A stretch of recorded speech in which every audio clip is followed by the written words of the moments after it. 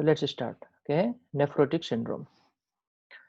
Now, just like yesterday I did in neonatal jaundice.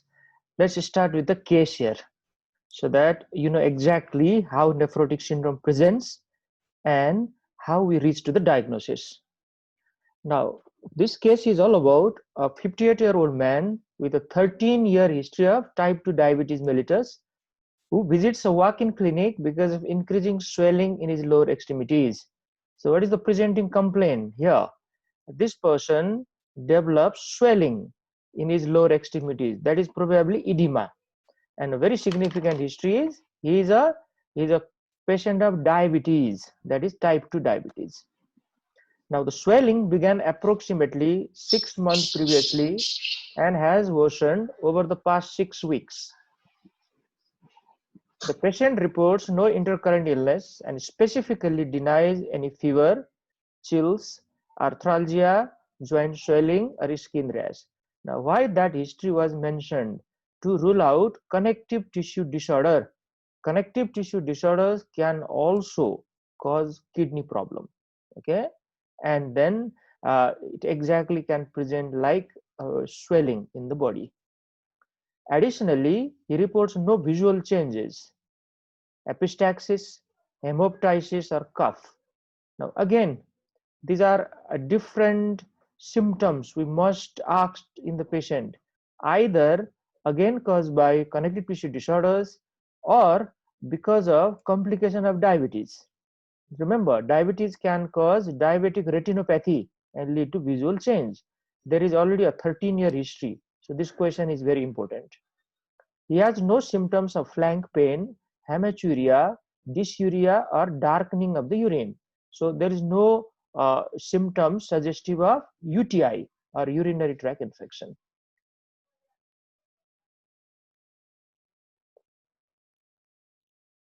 Okay, let's move on. The patient's medical history is significant for hypertension. He is also a hypertensive patient. Type 2 diabetes, already there, and an appendectomy. The patient underwent appendectomy in the past. Probably there is no relation here, okay? But still, we need to ask that history, and if it is present, we need to mention. His medications include glyburide 10 milligram daily, amlodipine 10 milligram daily, and ibuprofen occasionally. Now, glyburide is anti-diabetic drug. It belongs to sulfonylurea group, and this is given for type 2 diabetes. Amlodipine is antihypertensive drug, calcium channel blocker. So, you got the idea, because this patient was having hypertension and diabetes, okay? So he was treated well. He does not abuse alcohol, tobacco, or illicit drug. There's no such history. No family history of kidney disease is present, although several of his family members have diabetes and heart disease, because that can run in the family. So this family is positive for diabetes as well as heart disease. This is a very good history. So why I am including this type of thing is, now actually if we were in Ichun, you would have gone to the hospital for some review of the cases, but actually we could not do that. But don't worry, when you come back you can manage that again. So this is the exact way you take the history and present to the examiner. Now let's examine this patient physically. It reveals a healthy appearing man in no acute distress. So there is no respiratory distress, okay, and there is no obvious pain. The patient's blood pressure is elevated at 152/93. Though he is taking amlodipine, the pressure is still high. So probably the treatment was not optimal, okay. Either they need to increase the dose of the medicine or add something else. His heart rate is 75 beat per minute, which is normal. Respiratory rate is 14, which is fine, and temperature is 37.3, that is also normal. Examination of the head and neck is unremarkable, with no evidence of conjunctivitis, lymphadenopathy, thyromegaly, means enlarged thyroid gland. There is no enlarged thyroid gland there, or nasal ulceration. Okay, these are important physical finding. Though all of them are negative, we must examine them. Remember the history there. A lot of questions related to connective tissue disorders were asked. So these are very, very relevant examination. Examination of the fundi is notable for pre-proliferative diabetic retinopathy. Okay, pre-proliferative diabetic retinopathy. So already retinopathy has started to happen. Okay, already. The lungs are clear. Lungs are clear. But examination of the heart is remarkable for an aspho-gallop. Okay, the fourth heart sound is already present. Now we all know if fourth heart sound is present along with first, second, then or even sometimes third may be there, we call it gallop rhythm. Findings on abdominal examinations are benign with no hepatomegaly or splenomegaly or any palpable masses. So there is negative finding in the abdomen. The lower extremities have 3+ pitting edema up to the mid-calf area. So pitting edema is present. There is no skin rash, no petechiae or purpura. This is again important physical examination to rule out connective tissue disorders. A neurological examination is non-contributory with no focal finding or motor or sensory changes. Okay, this examination was very good. They started from general appearance of the patient. They mentioned vital sign.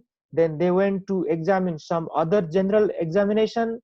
Then they come to the systemic examination in a very ordered way. Now, what are the lab investigation finding in this patient? What they ordered? Okay, please, if you have a notebook in front of you and a pen, you can write these and try to reach to the diagnosis. Okay, albumin 2.9 gram per deciliter. Now, what do you think about this albumin? Is it low or normal? Increase. Normal is 2.5 gram per DL. Okay, now let me explain this. Normally albumin, okay, normally albumin should be more than 3.5. Okay, the lower limit of serum albumin is 3.5. But in in nephrotic syndrome we call it hypoalbuminemia if it is less than 2.5. So if you talk about a normal patient, normal people, or normal individual, the lower level of albumin is 3.5 gram per deciliter. But in nephrotic syndrome, to call it hypoalbuminemia, it should be less than 2.5. Here it is 2.9, so it is lesser than the normal, but still not in the range of hypoalbuminemia. Okay. Now chloride, it seems fine. Creatinine 1.4, it is not high. Potassium 4.1. Okay, potassium 4.1, it is also within normal limit. Sodium 132, slightly on the lower side, but not that worrisome. Total carbon dioxide is 24 milliequivalent per liter. Now this is less because the normal level of carbon dioxide, okay, is around 40. Total cholesterol is 255. Now this cholesterol level is high because in adult, if it is more than 200, we call it high. So cholesterol level is high in this case. And blood urea nitrogen is 24 milligram per deciliter. Okay, this is if it is more than 20, we call it higher. So it is slightly high, though not that worrisome. Now they have done CBC also, and the CBC showed leukocyte count 8,000. That is 8,000. Okay, you manipulate like that. Hematocrit 37.2 and hemoglobin 11.9. Okay, so for male that is less. In male, if it is less than 13 gram, we call it anemia. So this patient is mildly anemic. Hemoglobin A1C, which is called glycosylated hemoglobin, okay, or glycated hemoglobin. This is a very important investigation in diabetes. It is 7.1. Now listen carefully. If it is more than 6.5%, okay, that is high, and it denotes that the blood sugar was not controlled well in the past 3 to 6 months. So in this case, the blood sugar was not properly controlled. Probably we need to change the medicine or increase the dose, or probably the patient has not done proper dietary management. Platelet count, fine, okay, that's normal. Urinary findings, erythrocyte or RBC are 10 to 15. Remember, no RBC should be present on the urine, so this is abnormal. Leukocytes are not present, means there are no WBC. Protein, 4.35 gram per deciliter. This is very high amount of protein. You can call it massive proteinuria, and highly in caste are few. Okay, so at the end, okay, at the end you have to let me go back to that slide once again. You have to write those findings which are positive here. Okay, so from the investigation I can see the patient is having heavy proteinuria, the patient is having hyperlipidemia or hypercholesterolemia, the patient is not yet having hypoalbuminemia according to the nephrotic syndrome definition, but it is already fallen below the normal value. Okay, and the history is very suggestive of kidney disease. Now if I combine all these things together, okay, I can reach to the diagnosis of nephrotic syndrome. So this is how you reach to the diagnosis. Now let's discuss further. The patient's chest radiograph shows no infiltration, no effusion or no lymphadenopathy. Chest X-ray is a very important investigation in nephrotic syndrome, so they always do that, and it doesn't show that much problem. Based on the findings of edema, high-grade proteinuria, hypoalbuminemia, okay, though according to the nephrotic syndrome definition it has not reached that level, but still it is lesser than normal, and lipiduria, nephrotic syndrome is suspected. So to confirm, they have done 24-hour urine collection and look at the amount of protein that is excreted, 4.35 gram, that is way too high. Okay, normally it should be, isn't it, it should be very low. Okay, in a normal portion the amount of protein excretion should not be more than 150 milligram, but here it is 4.35 gram, so this is very high. Now another types of investigation, I always tell this in the class, not only for the diagnosis, investigation should be done what is the cause of that disease. So these are for the causes, and some investigation should be done to find out the complication. Now, what investigation they have done to find out the cause?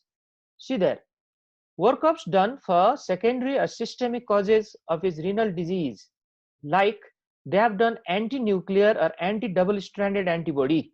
Okay, they are normal, normal complement, there's no rheumatoid factor present, negative serology for hepatitis B and C, and there are no serum cryoglobulin.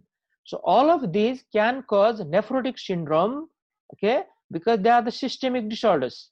So these tests are very relevant in this case, but all of these are normal. Analysis of serum and urine protein and immunoelectrophoresis reveal no immunoglobulin or free light chain. This test is done to diagnose multiple myeloma. So multiple myeloma is not present here.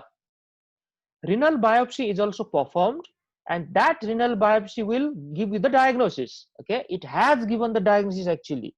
See here, the light microscopic evaluation of the kidney tissue.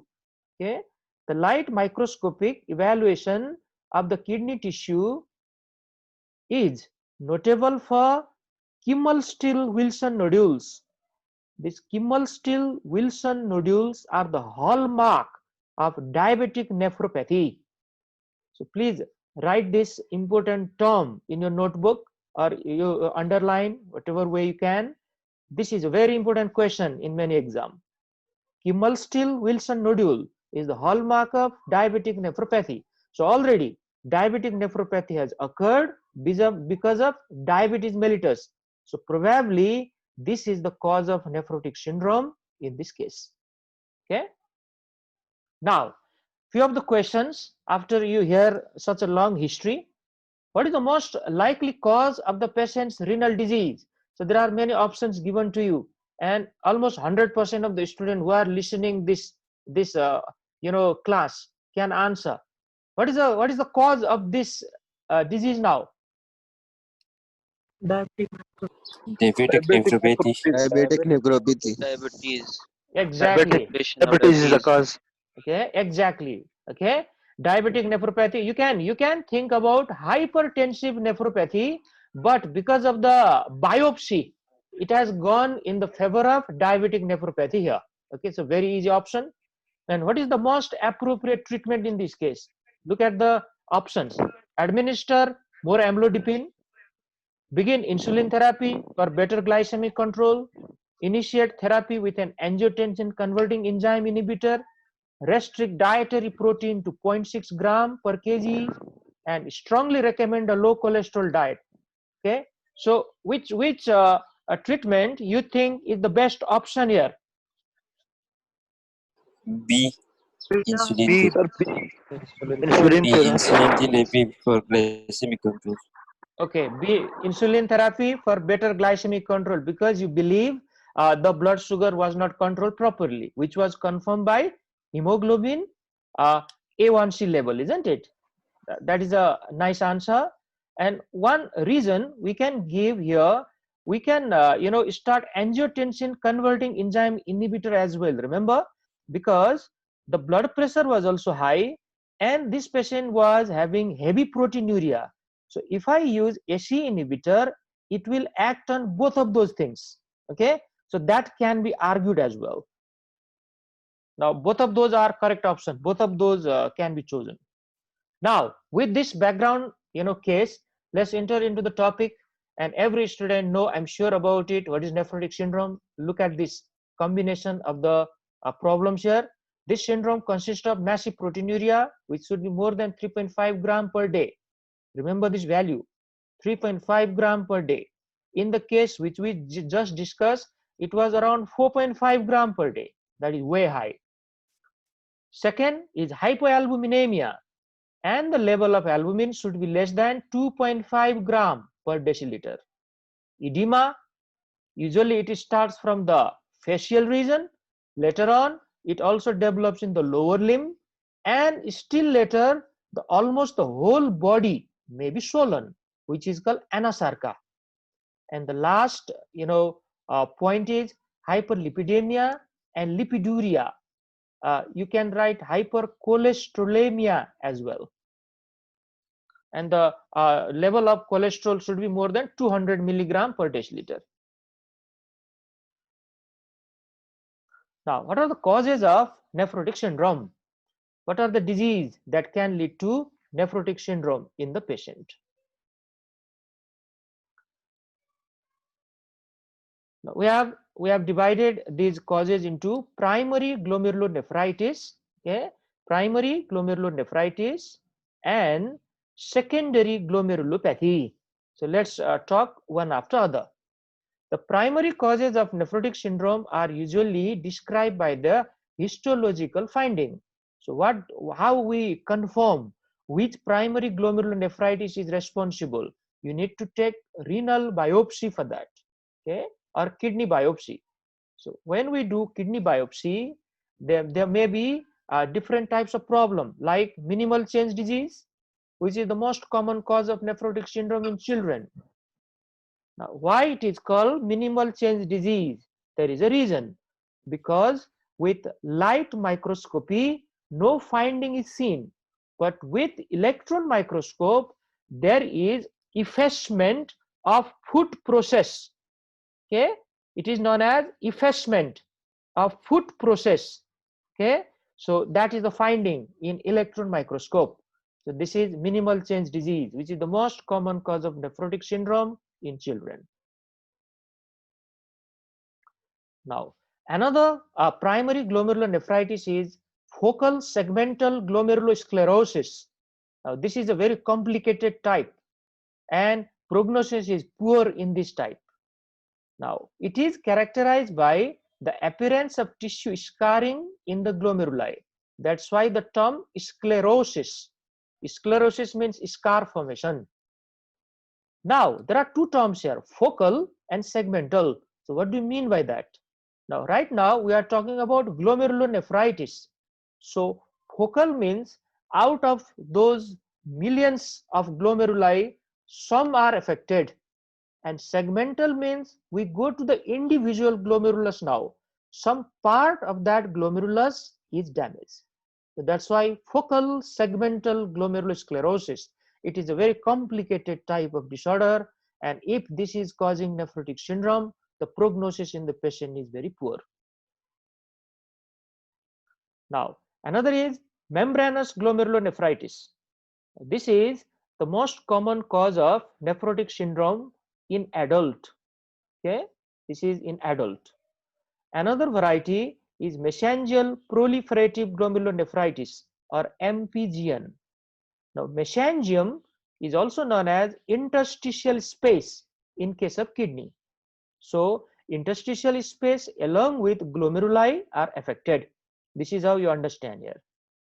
Then, rapidly progressive glomerulonephritis, which is a very serious disorder, because in a short period of time, the kidney may fail, okay, along with nephrotic syndrome.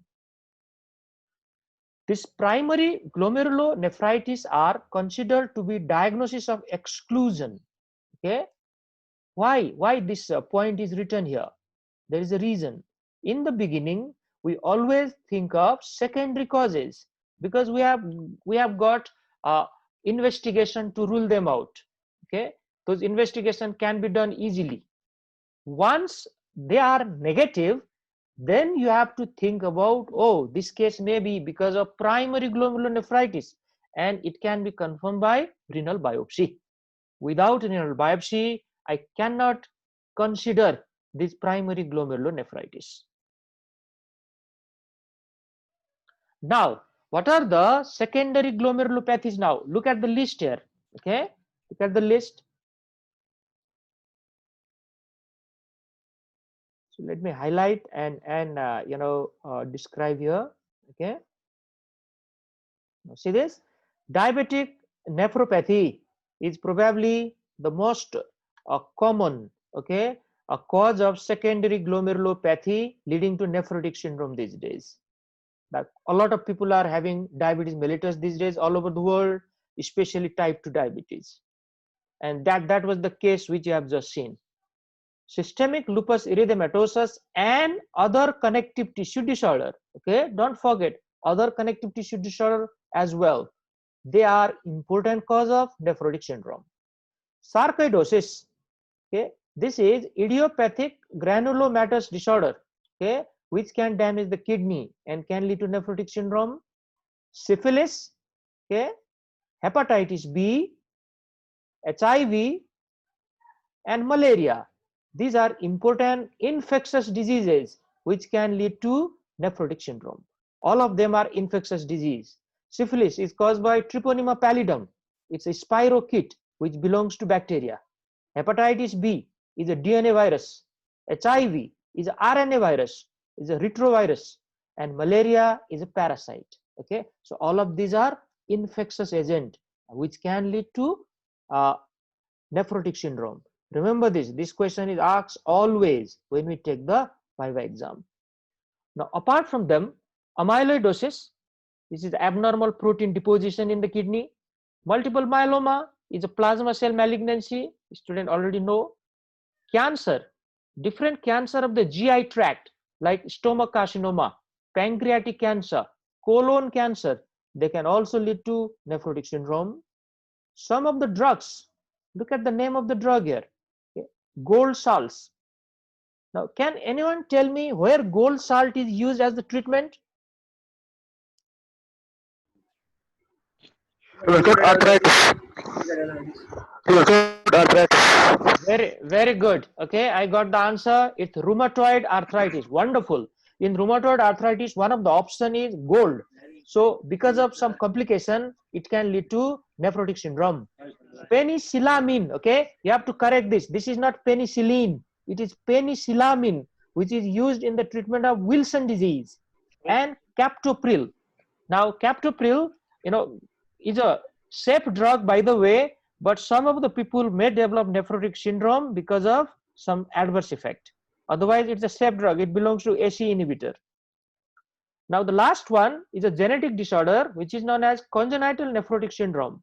So if a baby or the newborn baby or the neonate or infant develops nephrotic syndrome, then we think about congenital nephrotic syndrome.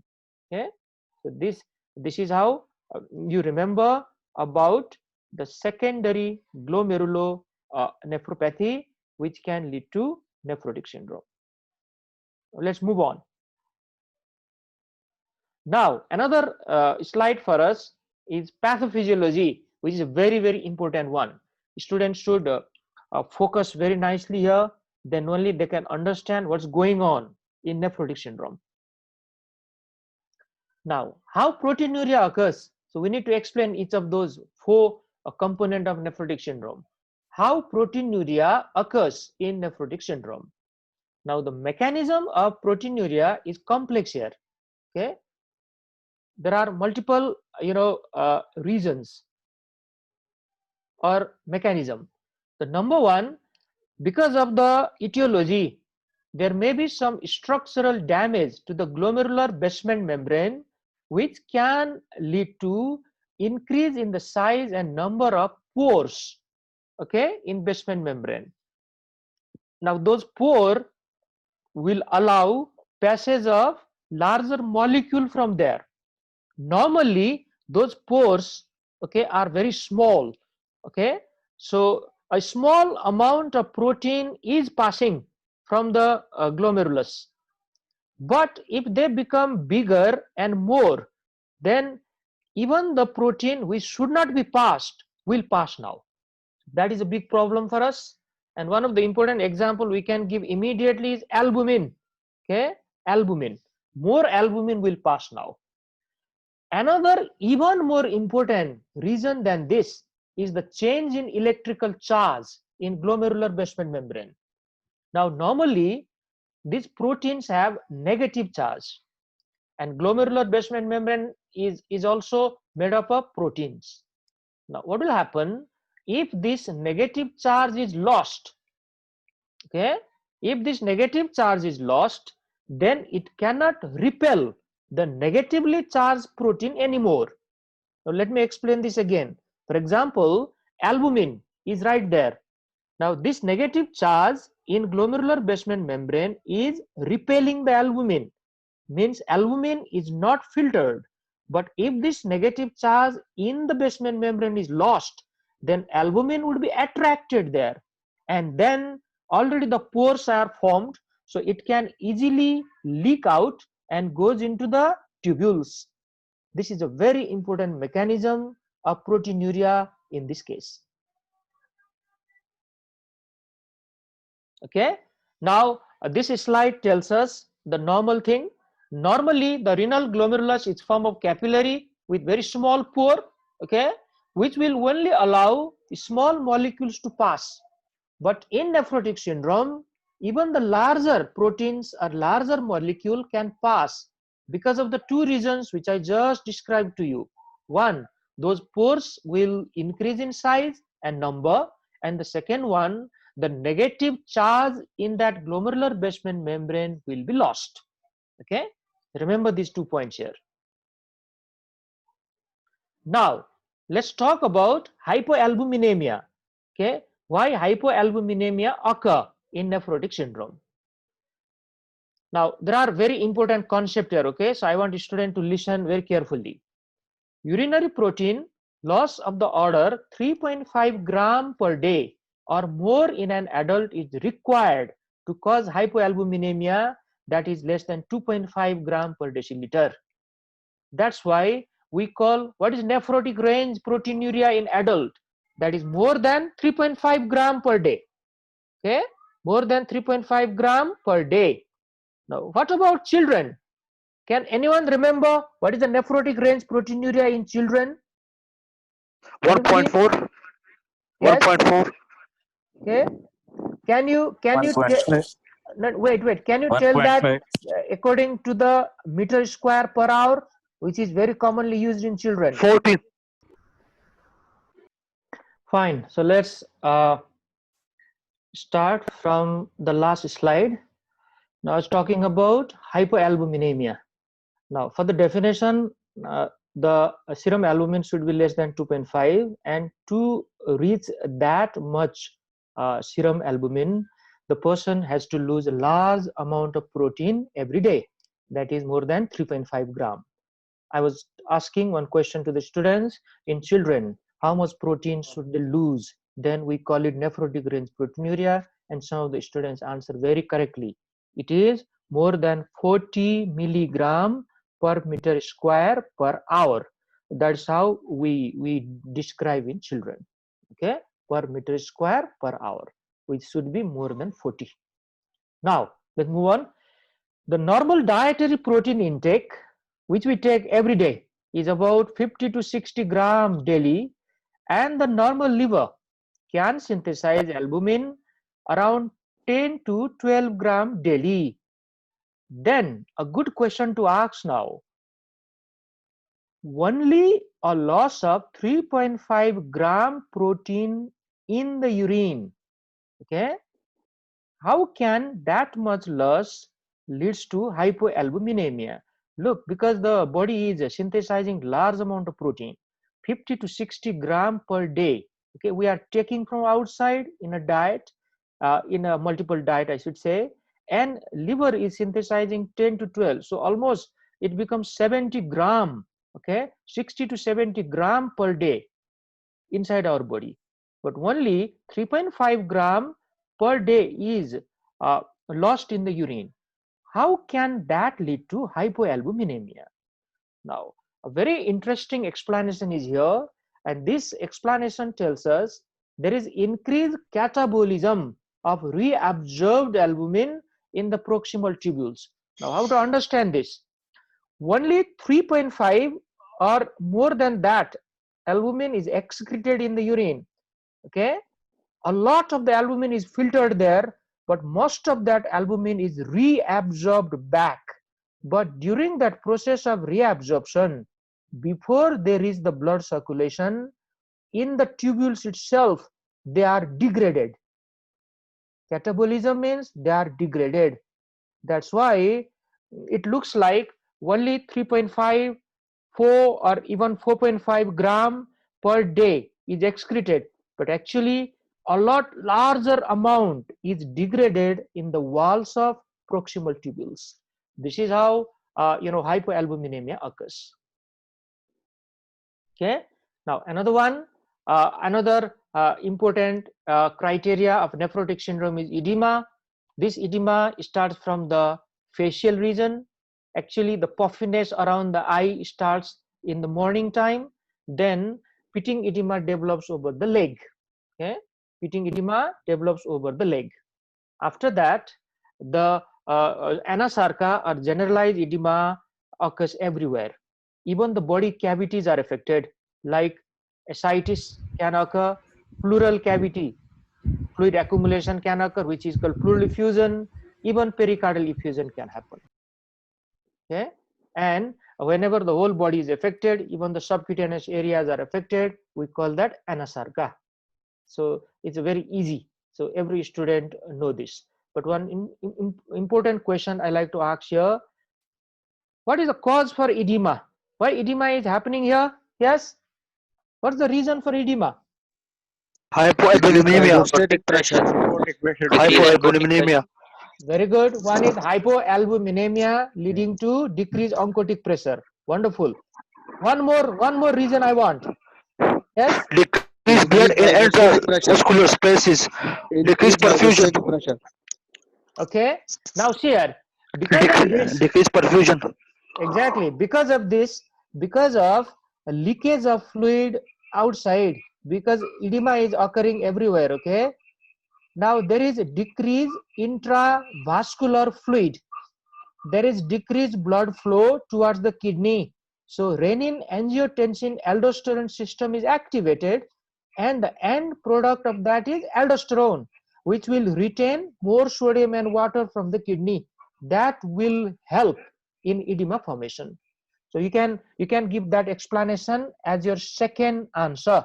The first, you are absolutely correct. It is because of hypoalbuminemia, no doubt about it. Second one is because of renin angiotensin aldosterone system activation. Now, what is the reason or what is the mechanism of hyperlipidemia here?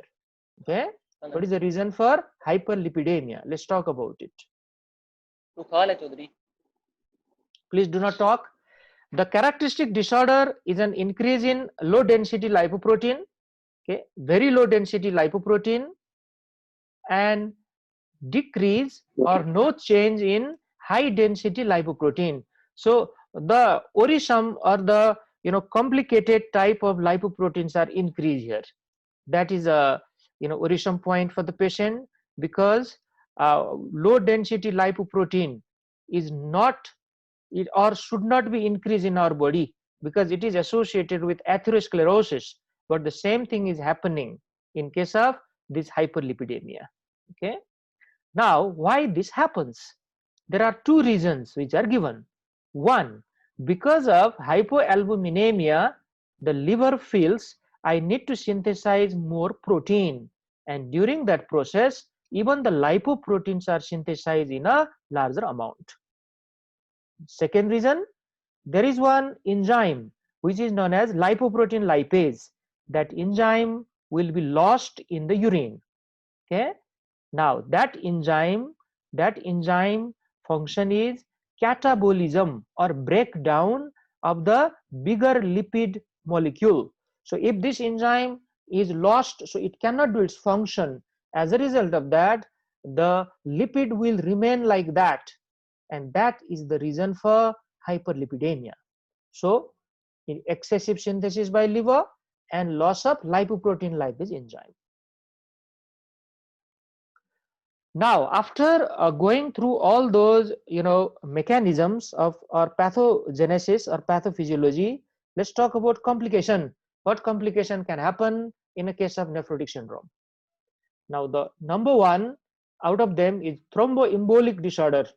Okay, thromboembolic disorder. Now, what is happening here? Why this occurs? Let us talk about it. It is caused by a decrease in antithrombin 3. This antithrombin 3 is called natural anticoagulant in our body. This is also lost just like albumin. Okay, just like albumin, it is also getting lost in the urine. So because of this, only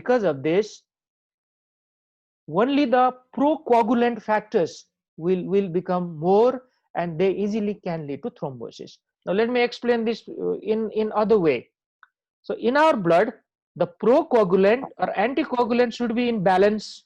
Once anticoagulant is less because of excretion in the urine, procoagulant will take over and they can lead to thrombus formation. Now one very important point, heparin is not used in the treatment of thrombosis here. Okay? Heparin is not used in the treatment of thrombosis because please do not make noise. I'm getting a little bit disturbed here. Okay, when I'm explaining, if disturbance come, it will break my rhythm. So please make sure of that. Mute your microphone. Now, when antithrombin 3 is excreted in the urine, heparin cannot function because heparin works through antithrombin 3. So if thrombus forms in nephrotic syndrome, we don't treat this with heparin. We use certain other medicines like warfarin. This is very, very important point. Another reason for thromboembolism is hypercoagulopathy because of extravasation of fluid, okay, from the blood vessel.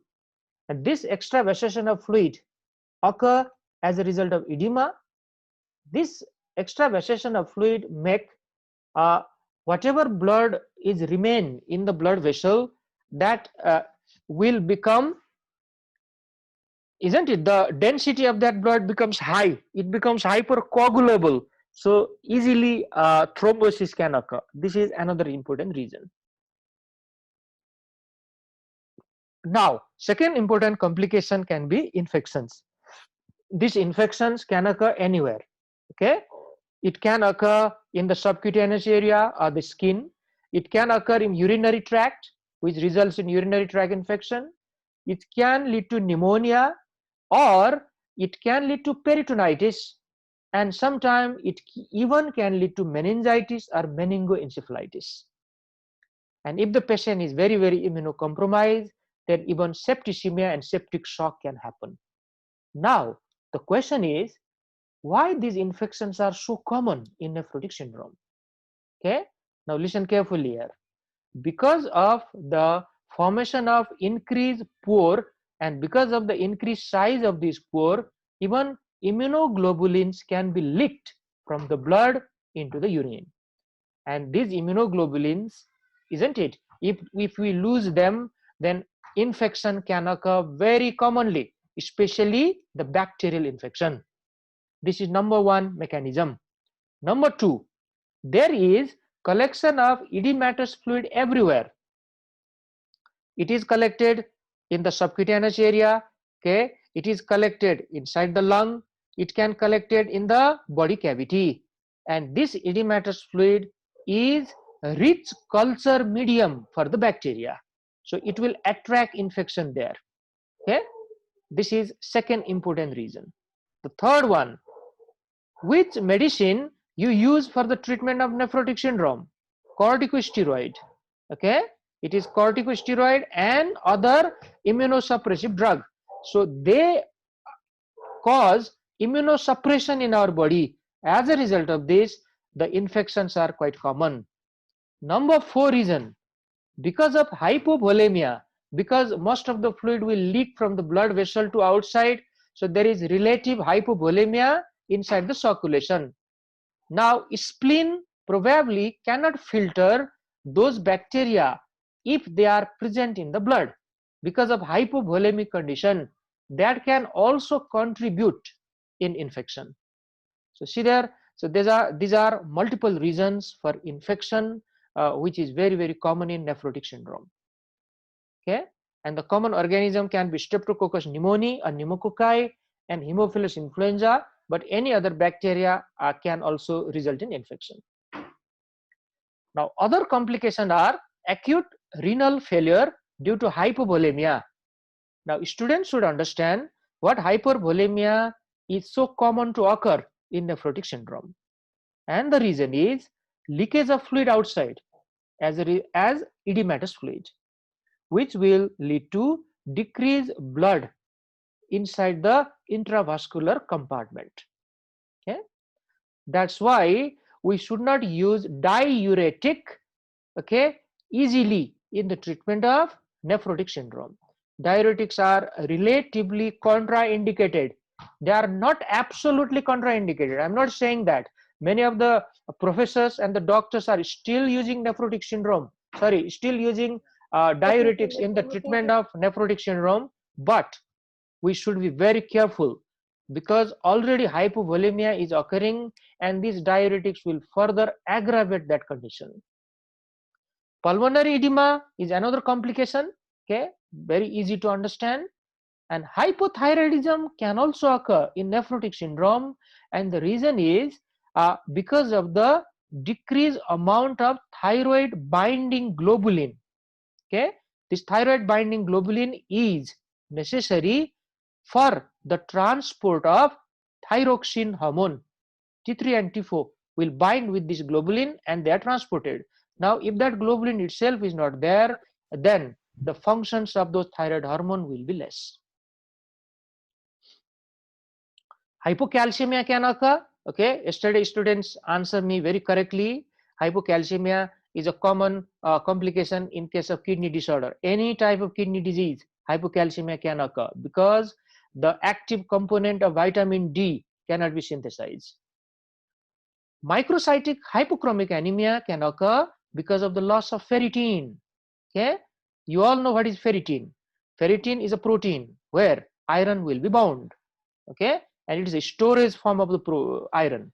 So if ferritin is lost, then anemia can occur very commonly, and this anemia is iron therapy resistant anemia. So it is very difficult to control or treat. In case of children, growth retardation is very common complication. Now there are multiple reasons for growth retardation. One is protein deficiency. We need protein to grow. Okay, our muscles need protein all the time. Then another is anorexia. Anorexia is quite common in nephrotic syndrome. Those children, they are not eating properly. But remember, after we give corticosteroid, the appetite will increase. This is the effect of steroid. But as such, the disease itself will cause anorexia. And because of steroid therapy, there is catabolism of protein. The proteins are degraded because of the effect of steroid. So all of these will lead to growth retardation in children. Now this is a very troublesome point for us. We need corticosteroid for the treatment of nephrotic syndrome, but the same corticosteroid can lead to stunting or decreased growth in children. Now we need to balance the things here.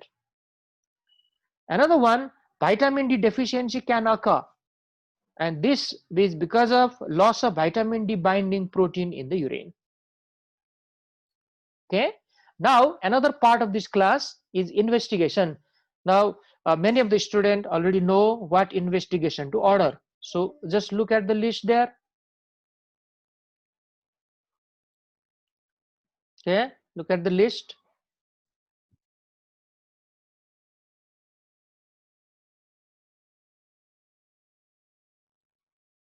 Okay, here the first one is urine microscopy. This is called routine urine microscopy examination.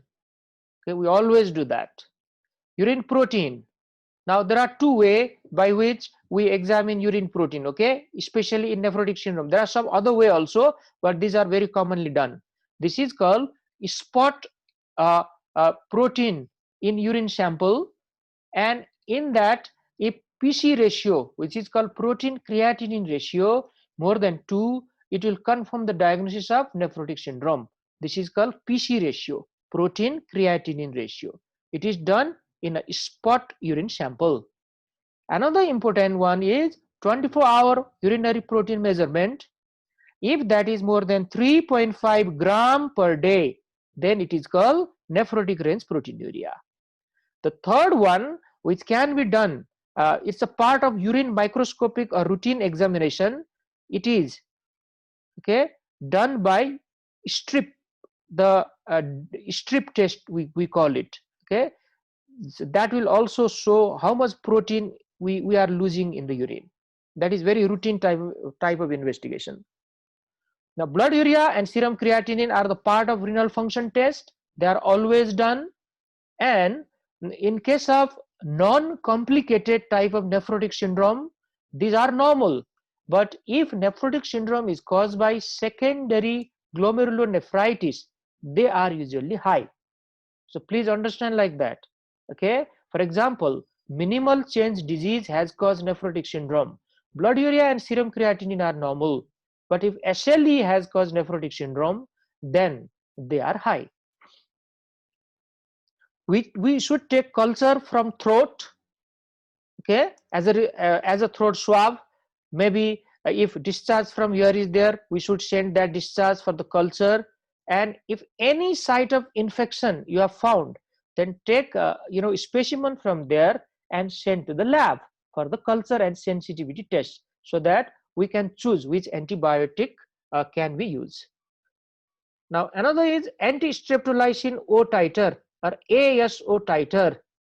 Now can you tell me what is the role of this ASO titer in investigation? Why we do this actually? Anybody? Rule out rheumatic To rule out Streptococcus glomerulonephritis. Very good. PSGN, PSGN rule out. Nice. So very good. So many of the students have answered correctly. But remember one point which we want to hear all the time. This PSGN doesn't cause nephrotic syndrome. This investigation is done to rule out the differential diagnosis, that is, okay, glomerulonephritis caused by that particular bacteria, because some of the sign and symptom may match between the two. In that case also there is proteinuria occurring, though that proteinuria is lesser than nephrotic syndrome. Hematuria is very common in that case. Hypertension is very common in that case, and even a slight amount of edema can occur in that case. That's why to rule it out, anti-streptolysin O titer should be done, but it is not necessary for the diagnosis of nephrotic syndrome. Now some other investigation, just have a look here. C3 and C4 level, okay, C3 and C4 level. Now they are again decrease in secondary causes of nephrotic syndrome, because immune complex deposition is going on and those complements are used up. In acute glomerulonephritis also they are decreased, but in uncomplicated nephrotic syndrome they are normal. Anti-nuclear antibody, okay, this is present in SLE. ANCA, okay, anti-neutrophilic cytoplasmic antibody called ANCA. It is positive in Wegener granulomatosis. This is one of the connective tissue disorder which can affect kidney, lung, and upper airway. Kidney, lung, and upper airway are commonly affected by Wegener granulomatosis. Anti-glomerular basement membrane is present in Goodpasture syndrome, which can lead to nephrotic syndrome. Cryoglobulins, now see there, they are seen in multiple myeloma, they are seen in Waldenstrom macroglobulinemia, they are seen in hepatitis C infection, SLE, and even in lymphoma they can be seen. Now these are the antibody which react in cold temperature. That's why they are called cryoglobulin. Now they are important in the sense they can lead to nephrotic syndrome, so we must need to rule out. Now, a small point, student may be confused here. This term may be new to you. Waldenstrom macroglobulinemia. This is a bit similar to multiple myeloma, but in this situation, IgM is seen. Look at this term, macroglobulin. Now, the largest immunoglobulin among all is IgM. That's how we remember this. Renal imaging, ultrasound is an important investigation. Okay, we always do that. And renal biopsy also is the last sort of investigation. If you are confused, if you want to rule out the primary glomerulonephritis, then renal biopsy should be done. Okay. Now with this, we have come towards the last part, that is management or treatment. Let's do it. Now, any type of disease, when we talk about management, we talk about general measures, okay, like what are the symptomatic and supportive treatment and what is the definitive treatment. So in this condition also, let's talk like the same way. Okay, let's talk like the same way here. So let me erase this. Okay, this is disturbing you first. Okay, fine. Now, what are the general measures you like to do in case of nephrotic syndrome?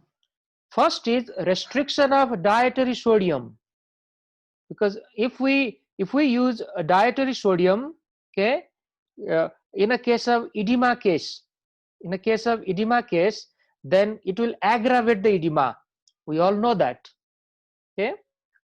Now, the first type of diuretic, if we need to use, for example, if a patient has massive anasarca, the patient even cannot see, the eyelids are swollen massively, okay, body is swollen everywhere, we need to use a certain diuretic, and the choice of diuretic in this case is thiazide in the beginning. Okay, if thiazide is not responding, then we can go for furosemide.